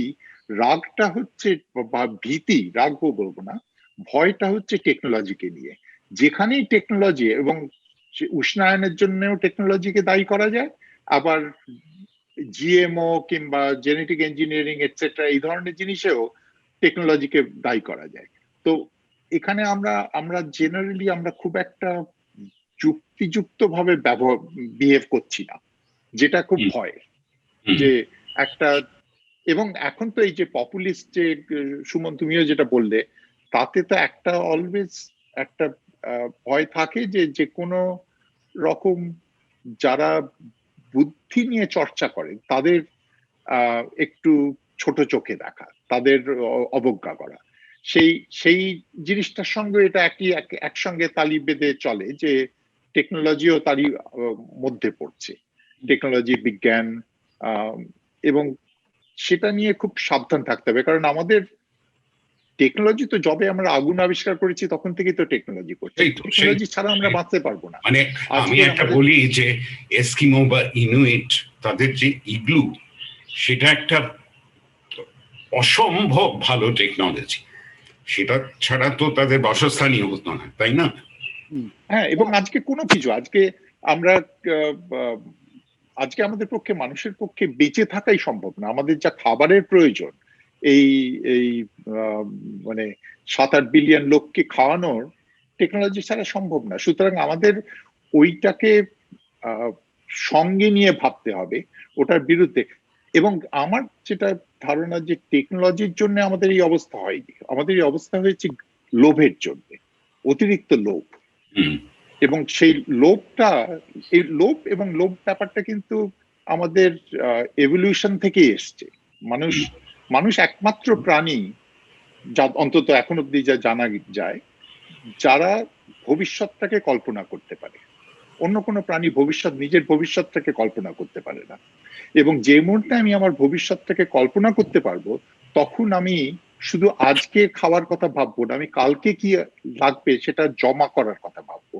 একটা সিংহ খেয়ে দেয়, যেই তার পেট ভরে যায় সে ঘুমিয়ে পড়ে, সে শুয়ে থাকে যতক্ষণ না আবার খিদে পাচ্ছে। মানুষ কিন্তু সেটা করে না। সুতরাং আমাদের বরাবরই একটা লোভ আমাদের আহ, আমাদের চরিত্রের মধ্যে আছে, কিন্তু সেই লোভটাকে টেকনোলজি তাকে এই আকারে বাড়তে দিয়েছে। হুম। আচ্ছা, এই টেকনোলজির কথা উঠলো বলে আরেকটা কথা আনি। এই যে তুমি যেগুলো বলছিলে যে মানুষ ভবিষ্যৎ চিন্তা করতে পারে, এই নিয়ে এই আলোচনা যখন দীপেশ চক্রবর্তীর সঙ্গে হচ্ছিল, তখন দীপেশ একটা কথা বলেছিলেন যে এর তো অনেক রকম উপায় আছে সুরাহা করার, একটা কিন্তু যেটা দরকার সেটা হচ্ছে স্কেল ব্যাক। মানে মানুষকে হুম। চিন্তা করতে হবে যে কিভাবে তার যে চাহিদা, তার যে লোভ, সেগুলোকে স্কেল ব্যাক কিভাবে করা যায়। এই প্রসঙ্গে কুণাল, তোমার হয়তো মনে থাকবে যে আমরা তিনজনে, দীপেশ, তুমি আর আমি, একবার একটু ইমেল মাধ্যমে আলোচনা করছিলাম। সেখানে তুমি বলেছিলে, আমি সেই প্রসঙ্গটা আবার আনতে চাই, যে এই পরিবেশ সংকট যেরকম সংকট, যে এই সংকটের কথা আমরা হয়তো এই পরিবেশ এবং অতিমারি নিয়ে আমরা এখন এত ব্যস্ত, যে দুটো ভয়াবহ সংকটের কথা হয়তো আমরা ভুলে যাচ্ছি। এক হচ্ছে নিউক্লিয়ার ওয়ারফেয়ার, আর এক হচ্ছে, সেটা সম্বন্ধে আমি একটু জানতে চাই, তুমি বলেছিলে আর্টিফিশিয়াল ইন্টেলিজেন্স। আর্টিফিশিয়াল ইন্টেলিজেন্স থেকে যে একটা একটা ভবিষ্যৎ, যে ভবিষ্যৎটা সম্বন্ধে আমরা কিছুই জানি না এবং যেটা আমাদের নিয়ন্ত্রণে নেই, কিন্তু সেই ভবিষ্যৎটা আসতে পারে, এটা সম্বন্ধে একটু বলবে? হ্যাঁ, নিশ্চয়ই। নিউক্লিয়ার তো সব আমরা সবাই জানি যে হ্যাঁ, কোনো সময় একটা ভুল থেকে ভয়ঙ্কর জিনিস হতে পারে। কম্পিউটার যেভাবে এই শেষ কয়েক দশকে যেভাবে এগিয়ে গেছে, আজকে এই আর্টিফিশিয়াল ইন্টেলিজেন্সের দুটো ধরন আছে। একটাকে বলে স্পেশালাইজড আর্টিফিশিয়াল ইন্টেলিজেন্স, অর্থাৎ একটা কম্পিউটার একটা কাজ খুব ভালো করতে পারে, খুব ভালো দাবা খেলতে পারে, কিংবা খুব ভালো আহ, ছবি চিনতে পারে, একটা ছবির ভেতরে কোনটা কুকুর কোনটা বেড়াল চিনতে পারে। সেই একই প্রোগ্রাম কিন্তু অন্য কিছু করতে পারে না। যে যে প্রোগ্রামটা একটা দাবা খেলে যে ওয়ার্ল্ড চ্যাম্পিয়নকে হারাতে পারে, তাকে যদি আমি বলি যে একটা কাটাকুটি খেলতে, সে হয়তো সেটা পারবে না, কারণ ওটা একটা জিনিসের জন্যই তৈরি। আর আরেক ধরনের আর্টিফিশিয়াল ইন্টেলিজেন্সের কথা রিসার্চের ক্ষেত্রে ভাবা হয়, কিন্তু তার কোনো অ্যাকচুয়াল এখনো তৈরি হয়নি, সেটাকে বলে আর্টিফিশিয়াল জেনারেল ইন্টেলিজেন্স। অর্থাৎ যেটা আমাদের আছে, আমরা একই মানুষ সবগুলি কাজই ভালো করতে পারি। তো কিন্তু আমি যদি ভাবি যে জাস্ট এই স্পেশাল ইন্টেলিজেন্স যেটা, সেটাতেও কোথায় আমরা চলে গেছি সেটা আমরা অনেক সময় হিসেব রাখি না। এখন যেরকম গাড়ি কম্পিউটার চালাতে পারে এবং সেরকম গাড়ি আছে, সেগুলো এখনো বাজারে বিক্রি হয় না, তার কারণ আইনগত কিছু ইয়ে আছে, কিন্তু কয়েক বছরের মধ্যে এই ধরনের গাড়ি এসে যাবে। এবার তুমি ভাবো যে তুমি এরকম একটা গাড়িতে চড়ে যাচ্ছ, তোমার মাথা ঘামানোর দরকার নেই, কারণ গাড়িটা নিজে খুব ভালো গাড়ি চালায়। তুমি তোমার চিঠি দেখছো, এ করছো, ফোন নিয়ে খেলছো, হঠাৎ গাড়িটা তোমার বাড়ির কাছে ফোন নিয়ে খেলছোটা খুব তো হঠাৎ গাড়িটা দেখলো একটা সামনে দিয়ে কিছু একটা জিনিস দৌড়ে যাচ্ছে। হ্যাঁ, এবার গাড়িটাকে ডিসাইড করতে হবে যে কি করবে। তার যদি ওই এত কাছে জিনিসটা যেটা দৌড়ে যাচ্ছে সেটাকে যদি বাঁচাতে হয়, তাহলে ওকে চট করে ঘুরতে হবে, ঘুরলে একটা গাছে গিয়ে ধাক্কা মারবে। এবার গাড়িকে কুইক এক ফ্র্যাকশন অফ সেকেন্ডের মধ্যে এই ডিসিশনটা নিতে হবে যে কি করবে। কিন্তু এবার ভেবে দেখো, এই ডিসিশনটা কিন্তু টেকনোলজিক্যাল ডিসিশন, এটা একটা মরাল ডিসিশন। একটা কাঠবেড়ালি জীবন বেশি ইম্পর্টেন্ট না গাড়িটাকে বাঁচানো, তার প্যাসেঞ্জারকে বাঁচানো, কোনটা বেশি ইম্পর্টেন্ট? এই ডিসিশনগুলো আমরা নিই, আমরা মানুষ হিসেবে নিই। আজকে ওটা একটা যদি কুকুর হয়, আমি আরেক রকম ভাবে ডিসিশন নেবো। যদি কারোর বাড়ির বাচ্চা হয়, সেটা আরো অন্যভাবে ডিসিশন নেবো। এটা কিন্তু আমরা আজ থেকে 5 বছরের মধ্যে এই মরাল ডিসিশনের দায়িত্বটা একটা মেশিনের উপর ছেড়ে দেবো। কিংবা আজকে যদি এই কোভিড এর ভ্যাকসিন কি করে কাকে দেয়া হবে না হবে, সেই প্ল্যানিংটা একটা কম্পিউটার প্রোগ্রাম দিয়ে করি, কারণ তারা অনেক তথ্য নিয়ে কাজ করতে পারে, করে বলতে পারে যে এই গ্রামে পাঠাও, ওই গ্রামে পাঠিও না। অর্থাৎ সেখানেও কে বাঁচবে কে মরবে তার দায়িত্বগুলো কিন্তু আমরা এই স্পেশাল আর্টিফিশিয়াল ইন্টেলিজেন্স দিয়েও মেশিনের উপর ছেড়ে দিচ্ছি, আমরা আর করছি না। কিন্তু তার চেয়েও ভয়ের হচ্ছে যে এই যে জেনারেল আর্টিফিশিয়াল ইন্টেলিজেন্স, যেটা এখনো এক্সিস্ট করে না, তার একটা সমীক্ষা নেওয়া হয়েছিল সমস্ত যারা এটার বিজ্ঞানী, যারা এআই তে কাজ করেন, যে কবে আসতে পারে এটা। এবং বিভিন্ন লোক বিভিন্ন সময় বিশ্বাস করে। 45% লোক বিশ্বাস করেন যে 2060 মধ্যে এসে যাবে, এবং 85% লোক বিশ্বাস করেন যে এই 21st সেঞ্চুরির কোনো এক সময় হবে এটা। অর্থাৎ এবার তুমি ভাবো, যদি একটা মেশিন থাকে যার বুদ্ধি মানুষের মতন কি মানুষের থেকে একটু বেশি, সেই কম্পিউটারটা এবার একটা প্রোগ্রাম লিখতে পারে, সে তো নিজস্ব একটা প্রোগ্রাম, সে এবার একটা প্রোগ্রাম লিখতে পারে যেটা তার থেকে নিজের থেকে একটু বেটার। কিন্তু এইটা করতে মানুষের মতন তার বছরের বছর লাগবে না, সে হয়তো 7 দিন পরে আরেকটা প্রোগ্রাম লিখবে যেটা ওর থেকে আর একটু বেটার। তারপরে আরো 7 দিনে সে তার থেকে ডবল পাওয়ারের একটা প্রোগ্রাম লিখবে। অর্থাৎ 1-2 বছরের মধ্যে আমাদের কাছে এমন একটা প্রোগ্রাম থাকতে পারে যেটা মানুষের থেকে 1 লক্ষ গুণ বেশি বুদ্ধি। এটাকে বলে সিঙ্গুলারিটি, এই সময়টাকে। অর্থাৎ যদি একবার আমি মানুষের বুদ্ধির মতন একটা মেশিন বানাতে পারি, ওর কম্পিউটারের স্পিড এত বেশি যে তারপরে আর তাকে ধরে রাখা যাবে না। এবার আমাদের কারোর ধারণা নেই কোনো একটা জিনিস যারা আমাদের থেকে 1 লক্ষ গুণ বা 1 কোটি গুণ বুদ্ধি বেশি, তারা আমাদের কিভাবে দেখবে। হয়তো তার আমাদের উপর রাগ থাকার কোনো কারণ নেই, কিন্তু আমরা যেভাবে একটা পিঁপড়ে মারাতে গিয়ে ভাবিও না যে ওটার পেছনে তো কোনো মরাল ইয়ে থাকে না আমাদের, ঠিক সেই রকমই হবে। আমরা মানুষ সেই মেশিনের কাছে এইটা কিন্তু আজ থেকে 100-150 বছরের মধ্যে এসে যেতে পারে, এবং সেইটার একটা কমপ্লিট এক্সিস্টেন্সিয়াল ভয় আছে যে পুরো মানুষ সভ্যতা নষ্ট হয়ে যাবে। এটা সূত্র ধরে আমি সুমন তোমায় জিজ্ঞাসা করি, কুণাল প্রথম যে উদাহরণটা দিল গাড়ি, গাছ, কাঠবেড়ালি, এবং বললো যে এটা টেকনোলজিক্যাল ডিসিশনের থেকেও বেশি মরাল ডিসিশন। এখন এটা তোমার কাজের ক্ষেত্রে পড়ে না ঠিকই, কিন্তু নিশ্চয়ই তুমি এটা নিয়ে চিন্তা করো যে এই যে এনভায়রনমেন্ট ভার্সেস ইকোনমিক ডেভেলপমেন্ট, এটাও তো শুধু তোমার বিশ্লেষণ, ম্যাথমেটিক্যাল বিশ্লেষণের ব্যাপার নয়, এটাও তো একটা মরাল ডিসিশন, একটা এথিক্যাল ডিসিশন, তাই না? মানে লাভ গুণ, লাভ ক্ষতি, এটা তো একটা এথিক্যাল ব্যাপার। তো এই সম্বন্ধে তোমার কোনো ভাবনা আছে, চিন্তা আছে? দেখুন, আমি দুটো, এই এতগুলো কথার পরে আমার দুটো একটা একটা কথা মনে পড়লো। আমি তখন অনেকটাই যুবক, আমার মনে পড়ে তখন বহুরূপী, হ্যাঁ না না না, বহুরূপীর তখন কর্ণধার শম্ভু মিত্রের পর কুমার রায় ছিলেন। কুমার রায় একটি কোনো সভায় বক্তৃতা করছেন এবং তিনি টেকনোলজির বিরুদ্ধে কথা বলছেন একটু অন্যভাবে, যে এই থিয়েটার টেকনোলজি সর্বস্ব হয়ে যাচ্ছে, টেকনোলজিকে বাদ দিতে হবে, হ্যাঁ, এরকম কথা বলার চেষ্টা করছিলেন। তো সেই সবাই আমি জাস্ট জিজ্ঞেস করছি, তাপসদা ছিলেন? এই এক্স্যাক্টলি, আমি এই একদম, আপনি কিভাবে ধরলেন জানি না, তাপস সেন ওখানে বসেছিলেন। তাপসদা হঠাৎ, মানে জানি না আর ধৈর্য রাখতে পারেননি, উনি মাইক প্রায় ধরে নিয়ে বললেন, কুমার, তুমি যে ধুতিটা পরে আছো ওটাও কিন্তু টেকনোলজি, হ্যাঁ, ওটা না থাকলে তুমি আজ এই ধুতি পরে আসতে পারতে না। আমি এই অ্যানেকডোটটা বললাম কারণ আমার মনে হয় এটা খুব সুন্দরভাবে ব্যাখ্যা করেছেন কুণালদা।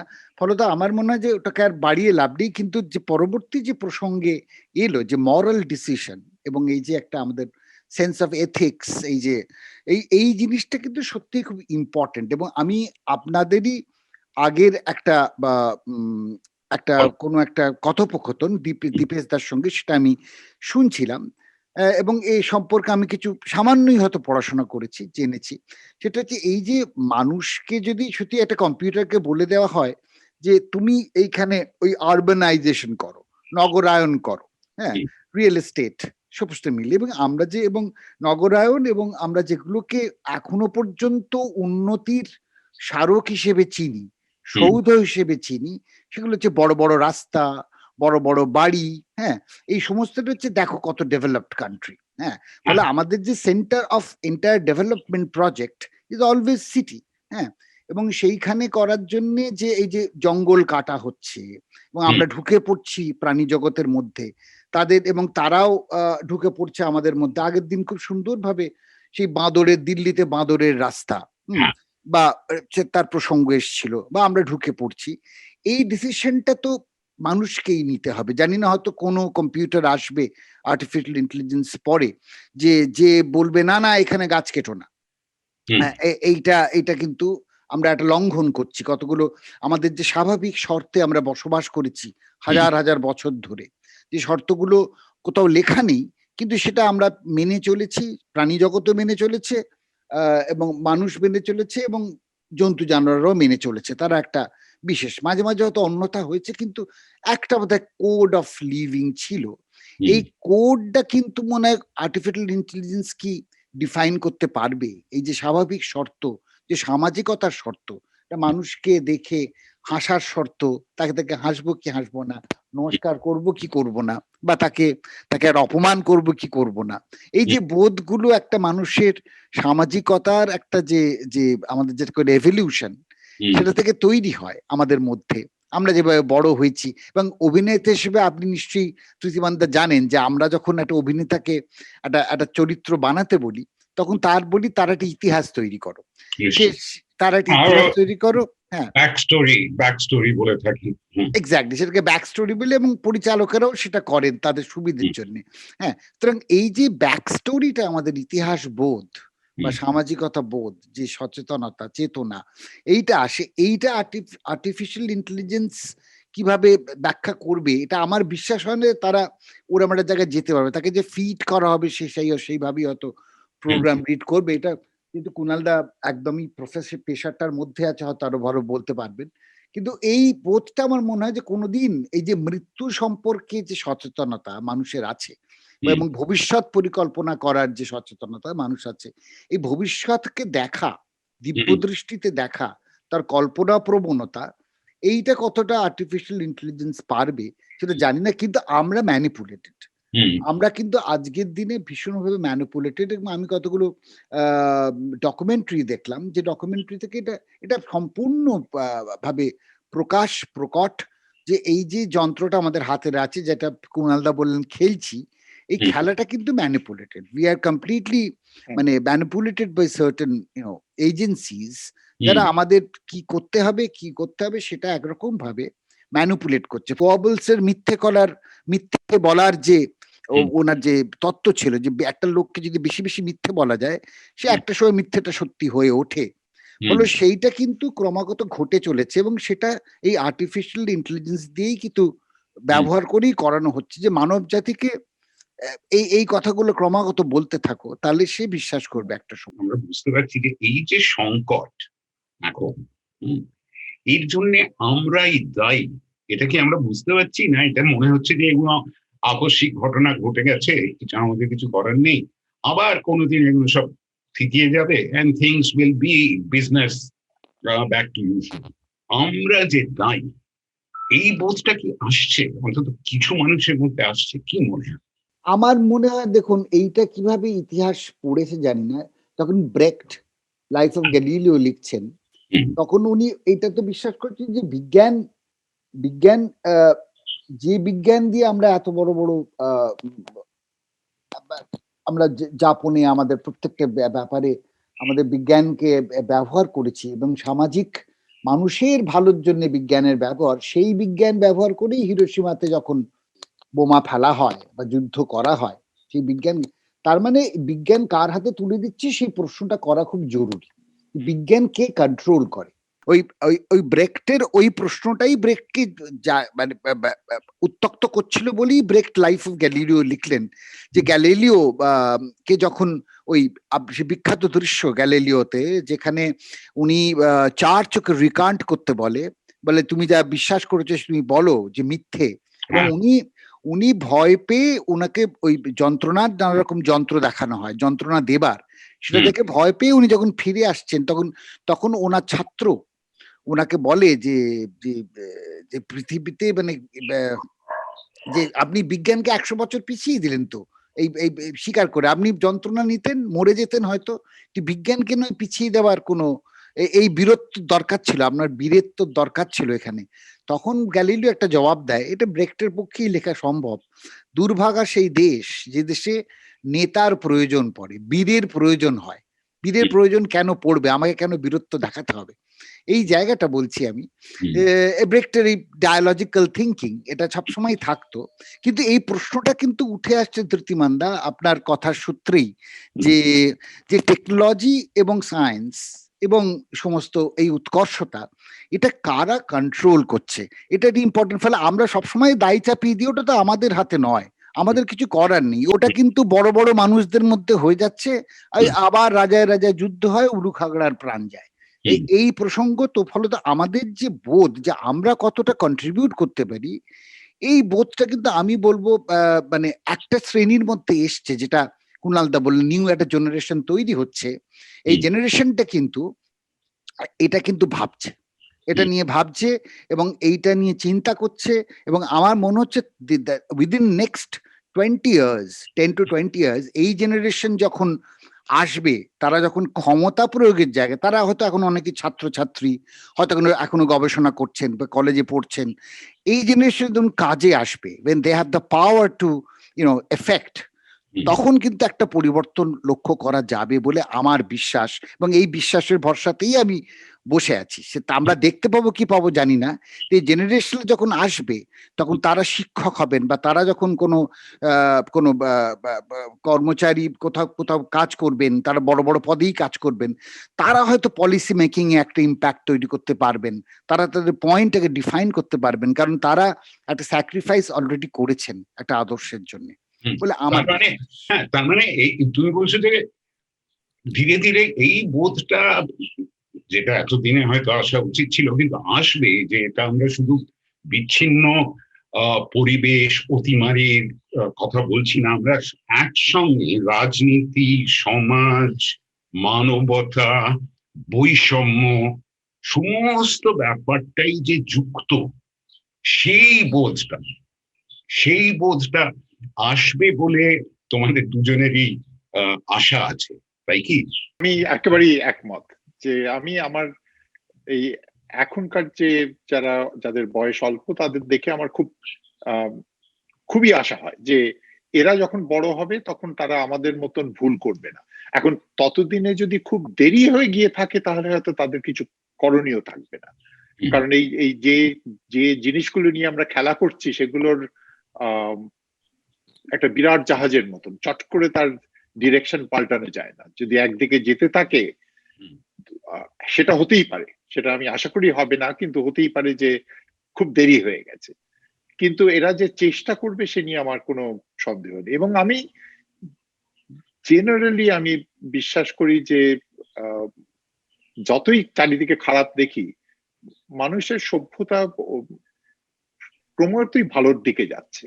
আজকে একটা খুব ইন্টারেস্টিং রিসার্চ আছে, স্টিভ পিঙ্কারটন বলে এক ভদ্রলোক, হার্ভার্ডের বিখ্যাত প্রফেসর। ওর অনেকগুলো বই আছে এই বিষয়ে। সেটাতে উনি দেখাচ্ছেন, আমরা যদি আমাদের ইতিহাস দেখি, ইতিহাসে কতজন মানুষ ভায়োলেন্সের জন্য মারা যাচ্ছে। মানে দুটো মানুষের মধ্যে ভায়োলেন্স হতে পারে, যুদ্ধ হতে পারে, যুদ্ধটাই প্রধানত হয়। এবং সেটাকে যদি আমি শুধু সংখ্যা হিসেবে না দেখি, পার ক্যাপিটা হিসেবে দেখি, যে কত পার্সেন্টেজ একটা দেশের সেই সময়কার পৃথিবীর যে জনসংখ্যা তার কত পার্সেন্টেজ মারা যাচ্ছে, সেটা ক্রমাগত মানে আমাদের যীশু খ্রিস্টের জন্মের পর থেকে ক্রমাগত কমতে থাকছে। বিংশ শতাব্দী দুটো মহাযুদ্ধ হওয়া সত্ত্বেও হচ্ছে সবচেয়ে পিসফুল সময় পৃথিবীর ইতিহাসে। সেটা ভাবতে খুব অদ্ভুত লাগে যে আজকে বিংশ শতাব্দীতে আমি বেঁচে থাকলে আমার অপঘাতে বা যুদ্ধে বা ভায়োলেন্সে মারা যাওয়ার চান্স সবচেয়ে কম then any other time in history. আজকে এই বিষয়ে আমার খুব সুন্দর লেগেছিল, ওবামা একবার প্রেসিডেন্ট ওবামা কথা বলেছিলেন যে যদি তুমি যে কোনো সময় জন্মাতে পারো, তোমার হাতের মধ্যে আছে, তুমি একটা দিন বলো, তুমি সেই দিন জন্মাবে, তুমি সেটা বাঁচতে পারবে। কিন্তু তোমার যেটা বাঁচার ক্ষমতা নেই সেটা হচ্ছে কোথায় জন্মাবে, কি তোমার পুরুষ হয়ে জন্মাবে না মহিলা হয়ে জন্মাবে, তোমার আর্থিক অবস্থা কি হবে, তার উপর তোমার কোনো হাত নেই। তাহলে কোন সময়টা বাঁচবে? আমার মনে হয় না কোনো কারো সন্দেহ থাকবে যে এই মুহূর্তে বাঁচাটা বেস্ট আজকে। এবং এটা হচ্ছে তো এই নস্টালজিয়ার উল্টো কথা, যে এর থেকে ভালো সময় আর কোনোদিন ছিল না। অন্য যে কোনো সময় যদি আমি জন্মাই, আমার হাতে যদি অন্য কোনো কিছু কন্ট্রোল না থাকে, যে কোথায় জন্মাবো, কোন দেশে জন্মাবো, পুরুষ হয়ে জন্মাবো না মহিলা হয়ে জন্মাবো, তাহলে আমার বেস্ট বেট হচ্ছে এখনকার জন্মানো। তোমরা দুজনেই খুবই আশাবাদী কথা বলছো। এই প্রসঙ্গে একটা কথা জিজ্ঞাসা করি, যেটা আমি জানি না যে কতটা প্রাসঙ্গিক, কিন্তু তোমরা যে আশার কথাটা, বিশেষ করে পরের প্রজন্ম প্রসঙ্গে যে কথাটা বলছো, তাহলে কি আমরা ধরবো যে এখন যে একটা দক্ষিণপন্থী রাজনীতির যে একটা ধারা চলছে, একটা তরঙ্গ বইছে সারা বিশ্বে, যে সেই তরঙ্গটা, এই যে জোয়ারটা, তার একটা ভাঁটা আমরা দেখতে পাবো ভবিষ্যতে? এটা তো বিশ্বাসের কথা, কিন্তু আমি খুবই কনভিন্স যে এটা একটা অ্যাবারেশন, এটা একটা সাময়িক একটা অ্যাবারেশন, যেটা আমরা ঠিক করে ফেলবো। মানে এটা হচ্ছে একটা ডায়ালেকটিক্স এর একটা অঙ্গ। হ্যাঁ, একটা ভয়ঙ্কর সময়ের মধ্যে দিয়ে যাচ্ছি, তার ইঙ্গিত তো আমরা সবাই পাচ্ছি। কিন্তু আমার মনে হয় যে পাশাপাশি যেটাকে উনি অ্যাবারেশন বা বিচ্যুতি বলছেন সাময়িক, কুণালদা, সেরামই একটা ঘটনা। কিন্তু আমার যেটা ভয় করছে, টেকনোলজির কথাটা যেহেতু বারবার এসেছে, এই টেকনোলজি এমন ভাবে আমাদের জড়িয়ে ফেলছে যে যাপনের ক্ষেত্রে, যে সংখ্যার কথা বলছি, যারা সচেতন ভাবে উঠে আসছে জেনারেশন, তারা কি ওইখানে কোনো ইম্প্যাক্ট খেলতে পারবে? আমরা একটা সময় পেরিয়ে এসেছি, আমরা যতটা পারবো এখন বলবো। আমি এখনো ভাবছি ওই হ্যারল্ড পিন্টারের একটা নাটক আছে, দ্য নিউ ওয়ার্ল্ড অর্ডার বলে, হ্যাঁ, ছোট, একদমই ছোট নাটক পিন্টারের। এবং আমি রিসেন্টলি কি করবো এই সময়টা দাঁড়িয়ে পড়াশোনা করছি, যে আমি এটা আইনেস্কোর লেখা পড়লাম, দ্য লিডার বলে। আইনেস্কোর একটা ছোট নাটক, মানে রাইনোসরাস যেমন তার অ্যান্টিফাসিস্ট একটা নাটক, তারপরে উনি আবার কিছু ছোট ছোট অ্যান্টিফাসিস্ট নাটক লিখেছেন, তার মধ্যে লিডার বলে নাটক আছে। তো এই লিডারের পড়তে গিয়ে দেখছি যে এই চিন্তা বোধ, এই যে ভয়ঙ্কর এইটা কিন্তু আমাদের আর্টিস্টদের মধ্যে আগেও ছিল, তারা বুঝতে পারছিলেন, এবং সেই সময় একবার পেরিয়েছে, আবার খারাপ সময়ে গেছে, আবার ভালো সময় এসছে, আবার একটা গণতান্ত্রিক গণতন্ত্রের উত্থান দেখা গেছে। ফলে তো আমার মনে হয় যে এই প্রবাহটার মধ্যেই এই প্রবাহটা চলছে এখন, যে এই দক্ষিণপন্থীদের রমরমা, এবং যেখানে সম্পূর্ণ মানে ইমরাল লোভ, হিংসা, এবং কোন রকম মানুষের প্রতি কোনো ভালোবাসা, মানব সভ্যতার প্রতি কোনো দায়বদ্ধতা, এগুলো সমস্ত বাদ দিয়ে একটা নতুন শ্রেণীর নায়করা তৈরি হয়েছে, মূলত পুরুষ, হ্যাঁ, পুরুষতান্ত্রিক, যেটাকে বলে যেটাকে বলছিলাম আমি, পপুলিস্ট, হ্যাঁ, এথনো ন্যাশনালিস্ট, হ্যাঁ, ভয়ঙ্কর ভাবে। তার ভারতবর্ষ তো ধর্মের জিগির তুলেছে। এইটার বিরুদ্ধে আমার মনে হয় যে আবার মানুষ সচেতন হয়ে এটাকে ভাঙবে বলে মনে হয়, এই প্রবাহটা আবার ভাঙবে। তার ছোট ছোট জিনিস, আরব স্প্রিং আমরা দেখেছি, আমরা দেখেছি ভারতবর্ষে এখন এই সিএ এনআরসি নিয়ে একটা মানুষের হঠাৎ উত্তাল তৈরি হলো, সেটা হয়তো লকডাউনের জন্য কিছুটা আবার স্তীমিত হলো, কিন্তু আমার মনে হয় আমরা নতুন ভাবে একটা কৃষক আন্দোলন, বলাই যেতে পারে কৃষক আন্দোলন দেখছি। এক্স্যাক্টলি, কৃষক আন্দোলন দেখছি, এবং তারা সত্যি তারা একটা ইন্সপিরেশন দিচ্ছে, যেভাবে তারা জোটবদ্ধ হয়ে এবং দৃঢ়তার সঙ্গে লড়ছে একটা ভয়ঙ্কর বিচ্ছিরি আইনের বিরুদ্ধে। হ্যাঁ, তেমনি সিএ এনআরসি নিয়েও একটা লড়াই তৈরি হবে। ফলে আমার মনে হয় যে এটা ভেঙে যাবে, এটা ভাঙবে, এই প্রবাহটা ভাঙবে, এই চেইন অফ, এই যে লিডার্স যারা এরম ছড়িয়ে রয়েছে সারা পৃথিবী জুড়ে, তারা মাঝে মাঝে উঠছে, এটাকে মানুষই ভাঙবে বলে আমার বিশ্বাস। তোমরা দুজনেই এমনকি বিশেষ কোনো কাজ এই সময় করছো, সেটা ছবি, ভাস্কর্য, চলচ্চিত্র বা কোনো পরিকল্পনা করছো যেটা এই সময়টার বিশেষ ছাপ বহন করছে বা করবে? আমি একটা নাটক করার কথা ভাবছি এই সময়টার নিরিখে। যেমন আমি প্রথমে ভাবছিলাম যে ব্রেক্টের নাটক আছে, the resistible rise of Arthur Ui বলে, এটা একদম পরিষ্কারভাবে হিটলারের সময়টাকে ব্যাখ্যা করে, কিন্তু উনি শিকাগোতে নিয়ে গেছিলেন ব্রেক্ট গোটা ঘটনাটাকে, কিন্তু আসলে উনি অ্যালেগরিক্যালি হিটলারের উত্থানের গল্পটাই বলছেন, এবং লোভ এবং ব্যবসায়ীদের লোভ কিভাবে এরকম একটা মানুষকে তৈরি করলো সেটাই উনি দেখাচ্ছেন। সেটা ভাবলাম করব। তারপরে ভাবলাম অত বড় প্রযোজনা এখন করা সম্ভব হবে কিনা অনেক লোকজন নিয়ে। তখন এই যে দুটো নাটকের কথা বললাম, পিন্টারের দ্য নিউ ওয়ার্ল্ড অর্ডার আর আইনেস্কোর দ্য লিডার, এই কাজগুলো আমি প্রযোজনা হিসেবে করবো ভাবছি। এটা হয়তো খুব কম সময়ে কম অভিনেতা নিয়ে করা যেতে পারে, এবং আমি আমাদের দেশের বা আমাদের রাজ্যের যে রাজনীতির বিশাল একটা ভোট আসছে, সেই ভোটের আগেই করবো ভাবছিলাম। কারণ আমার মনে হচ্ছিল এই কথাগুলো আমার মতো করে বলার দরকার, মানুষের সঙ্গে ভাগ করে নেওয়া দরকার, যাতে মানুষ কিছু বোঝেন। এইটা একটা। আর চলচ্চিত্রের ক্ষেত্রে সম্পূর্ণ একটা অন্য জিনিস ভাবছিলাম, জানি না কোনো যোগাযোগ পাবেন কিনা। সেটা হচ্ছে যে আমি বহুদিন ধরে পুতুল নাচের ইতিকথা করার কথা ভাবছি মানিকবাবুর।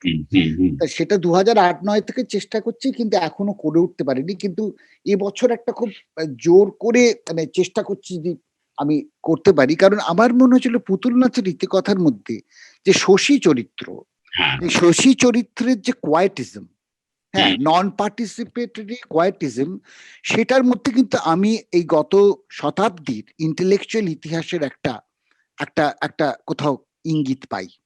একটা মনে হয় যে এই যে শশী কিছুতেই রেসপন্ড করতে পারে না, সে একটা রোমান্টিক বাবলের মধ্যে থাকে, সে কারোর সঙ্গে সংলাপ তৈরি করতে পারে না, এবং তার মেডিকেল সায়েন্স ডাক্তার, সে যখন চোখের সামনে একটা উন্মাদনা দেখে, যখন যাদব পণ্ডিত মারা যান, হ্যাঁ, ওই স্বেচ্ছা মৃত্যুর যে বিখ্যাত সেকশন ইন দ্য নভেল, সেখানে ও বুঝতে পারছে যে আফিং খেয়ে মৃত্যু হচ্ছে, কিন্তু তার কিছু করার নেই গোটা উন্মাদনার, এই যে মানুষ উন্মাদ হয়ে উঠেছে, তাকে মেরেই ফেলতে চায়। ফলে ওটা একটা সুইসাইডাল আর মার্ডারের একটা কম্বিনেশন, তো যাদব পণ্ডিতের ইচ্ছা মৃত্যুটা, সেইখানে শশীর রোলটা, এই যে সে চুপ করে কিছু করতে পারলো না, এই quietism is I think one of the major failure of the intellectual history of the last century. এই যে ফেটালিজম, এর সঙ্গে সমান আমার মনে হয় যে মানিকবাবু ব্যক্তিগতভাবে যখন খুব অসুস্থ হয়ে হাসপাতালে ছিলেন, সেই ঘটনা তো আমরা জানি, যে মানিকবাবুরও এক ধরনের ফেটালিজম ছিল কি মনে হয় তোমার? মানিকবাবু ছিল, মানিকবাবুর একটা বিশ্বাস ছিল, মানে, এবং সেটা অদ্ভুতভাবে তিনি এমনিতে মার্কসিস্ট হ্যাঁ, বারবার বলতেন, এবং কিন্তু অদ্ভুতভাবে একটা সময় কালীর সাধক হ্যাঁ, হয়েছিলেন। হ্যাঁ, কিন্তু আমার মনে হয় এইগুলো খুব ইন্টারেস্টিং। নবারুণ ভট্টাচার্যের ক্ষেত্রেও আমি দেখেছি, আমার সঙ্গে তো ব্যক্তিগত হ্যাঁ, সম্পর্ক ছিল। হ্যাঁ। তার সেন্স আমার অফ, প্রিয় লেখক, মানে হ্যাঁ, মানে নিঃসন্দেহে। আমার সঙ্গে ভীষণই সম্পর্ক ছিল ভালো, ফলে তার ব্যক্তিগত জীবনটা অনেকটা আমি জানি। তার সেন্স অফ হিস্ট্রি, তার সেন্স অফ পলিটিক্স, তার সেন্স অফ রিলিজিয়ন অদ্ভুত একটা কনককশন, and that made him such a brilliant writer, a writer of a completely different genre বলে আমার মনে হয়। ফলে আমার মনে হয় মানিকবাবুর ওইটা ছিল বলেই মানিকবাবুর উপন্যাসের যে অনিবার্যতা, হ্যাঁ, অনিবার্য চরিত্রগুলো, সেটা এসে পড়ে বলে আমার মনে হয়। সেন্স অফ একটা ফেটালিজম, যেটা which is part of his writing, definitely philosophically আসে। মানে যে কোনো কুনাল, তুমি তোমার এই সময়ের কাজ বা কাজ সম্বন্ধে চিন্তা পরিকল্পনা? একটা বলে নি আমি, আমার বাবাও হ্যাঁ। পুতুল নাচের রীতিকথা ছবি করার কথা ভেবেছিল, খালি উনি ভাবতেন যে পুরো গল্পটাকে নিয়ে ছবি করা সম্ভব, কিন্তু বাবার যেটা নিয়ে করার ইচ্ছে ছিল কিন্তু কখনো করেনি, হচ্ছে ওই শুধু ইচ্ছা মৃত্যুর ওই ঘটনাটাকে নিয়ে। যাই হোক, হ্যাঁ, আমি খুব সচেতন ভাবে যে এই সময়ের কাজ বলে করেছি তা নয়, কিন্তু আমার একটা কাজ আমি করেছিলাম, সেটা খানিকটা কাকতালীয় ভাবে হয়ে গেছিল। আমি রোজ হাঁটতে যাই, আমাদের বাড়ির সামনে খুব সুন্দর একটা হাঁটার জায়গা আছে। তো একদিন মাস 7-8 আগে হাঁটতে গিয়ে যখন একটা ছোট গাছ হঠাৎ চোখে পড়লো, এবং এগুলো আমাদের প্রত্যেকেরই হয় যে হঠাৎ কেন যে 10টা একরকম দেখতে জিনিসের মধ্যে একটা হঠাৎ বিশিষ্ট হয়ে ওঠে। তো আমি তখন কিছু না ভেবে সেইটার একটা ছবি তুলেছিলাম, ওই গাছটার, একটা আইসোলেটেড গাছ। তারপরে আমি যখনই ওই সামনে দিয়ে যেতাম মনে হতো একটা যেন পরিচিত লোকের সঙ্গে দেখা হয়েছে, একটা ছবি তুলি, কিন্তু আমি কোনোদিন কিছু ভাবিনি। বছরের শেষে গিয়ে আমি দেখলাম হঠাৎ এই ছবিগুলো জড়ো করতে গিয়ে সে গাছটা ভর্তি পাতা রয়েছে, তার আস্তে আস্তে পাতা পড়ে যাচ্ছে, করতে করতে কমপ্লিটলি শূন্য হয়ে গেল। তো সেইটা আমি জড়ো করে একটা জিনিস করেছিলাম, যেটা আমার কাছে, আমার পার্সোনালি, আমার একেবারে নিজস্ব ইয়েতে, আমি যদি কখনো আবার এই 2020 সালটার কথা ভাবি, ওই 16-17টা ছবি আমার কাছে ওই সময়টাকে যেন ধরে রাখে। আপাত দৃষ্টিতে ছোটখাটো জিনিস যেগুলোর প্রতি নজর দেবার আমরা এমনিতে সময় সুযোগ পাই না, এই সময়টার একটা মূল্যবান দিক বোধহয় এইটাই যে ওই জিনিসগুলোতে আমরা নজর দিতে পারি। মানে দৈনন্দিন যে ব্যাপারগুলো, প্রাকৃতিক ব্যাপারগুলো, সেগুলো আমরা নিরীক্ষণ করতে পারি। বেশ কিছু ব্যাপারে ছোট বড়, ব্যক্তিগত বৃহত্তর নজর দেবার, তা নিয়ে বলতেই হয় আড্ডা দেবার সুযোগ আমরা পেলাম। বড় মূল্যবান এই সুযোগ। এখন এই পর্যন্তই, কদিন পরে আবার দেখা হবে।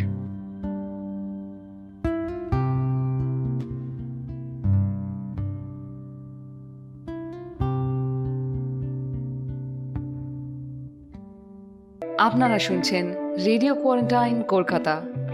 একাকী থেকো না অসময়।